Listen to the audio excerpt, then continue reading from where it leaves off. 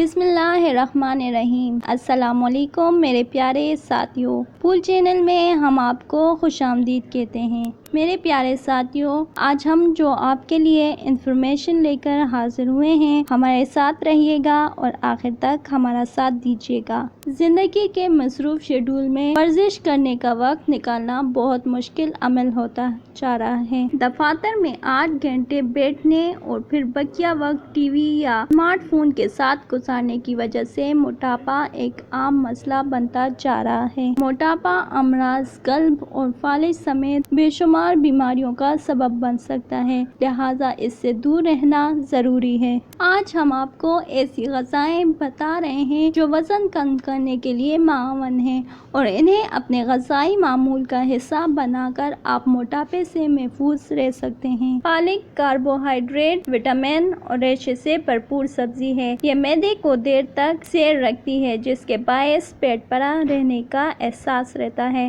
اور ہم بے وقت کھانے سے بچے رہتے ہیں۔ کدو ایک ہلکی پھلکی سبزی ہے جو قوت مدافعت اور توانائی میں اضافہ کرتی ہے۔ یہ معدے کو جلن اور تیزابیت سے بھی محفوظ رکھتی ہے۔ علاوہ ازیں یہ موٹاپا کم کرنے کے لیے نہایت مفید ہے۔ لوبیا کی دال جسم میں کولیسٹرول کی سطح کو معمول پر رکھتی ہے اور خون کی نالیوں کو صاف رکھتی ہے، جس سے دوران خون رواں رہتا ہے۔ یاد رکھیں، صحت مند اور سڈول جسم کے لیے ضروری ہے کہ آپ کے جسم میں دوران خون باقاعدگی سے حرکت کر رہا ہے۔